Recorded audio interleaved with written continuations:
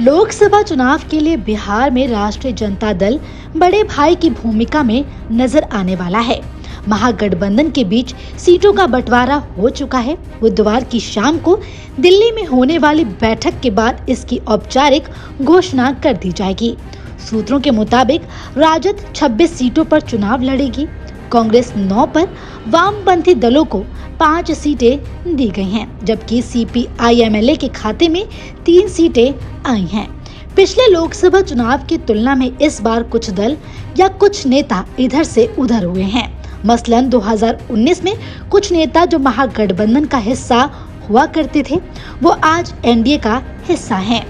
ऐसे नेताओं में से एक नाम उपेंद्र कुशवाहा का है। हालांकि पिछली बार उपेंद्र कुशवाहा चुनाव हार गए थे।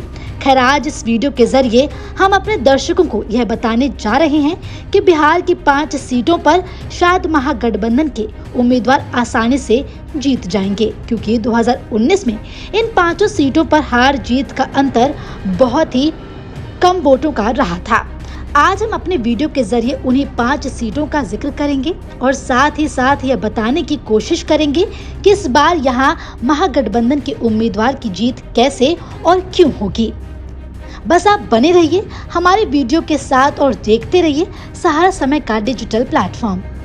आगे बढ़े उससे पहले आइए जानते हैं कि वो 5 सीटें कौन कौन सी हैं। ये सीटें हैं जहानाबाद, किशनगंज, पाटलिपुत्र, औरंगाबाद और काराकाट। 2019 में जहानाबाद सीट पर जदयू के उम्मीदवार चंद्रेश्वर प्रसाद और राजद के सुरेंद्र प्रसाद यादव के बीच मुकाबला हुआ था। उस चुनाव में जदयू प्रत्याशी चंद्रेश्वर प्रसाद की जीत महज 1551 वोटों से हुई थी। इस चुनाव में भी दोनों उम्मीदवार आमने सामने हैं। राजद की बढ़ी हुई साख और नीतीश कुमार की कथित तौर पर बार बार पाला बदलने की आदत की वजह से इस बार सुरेंद्र प्रसाद यादव की स्थिति मजबूत दिख रही है।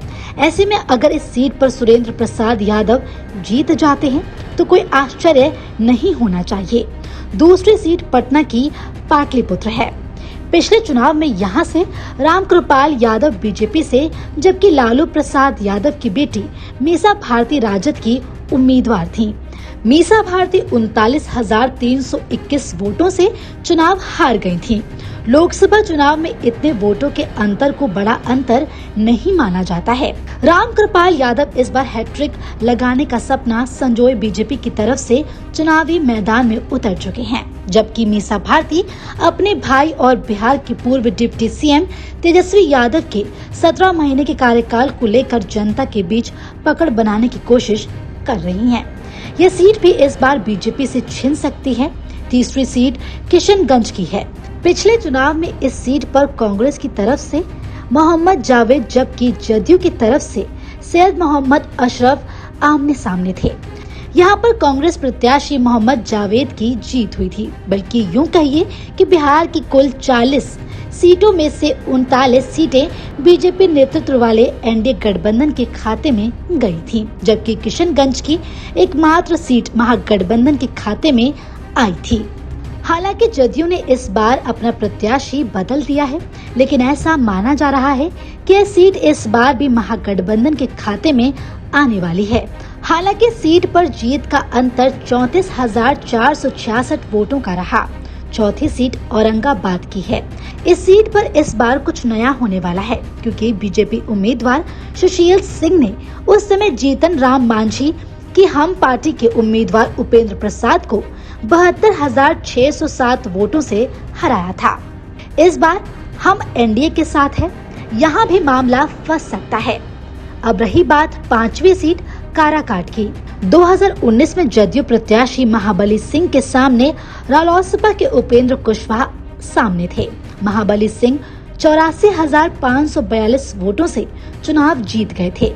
यहाँ भी इस बार समीकरण बिगड़ा हुआ है, क्योंकि उपेंद्र कुशवाहा भी इस समय NDA का हिस्सा बन चुके हैं।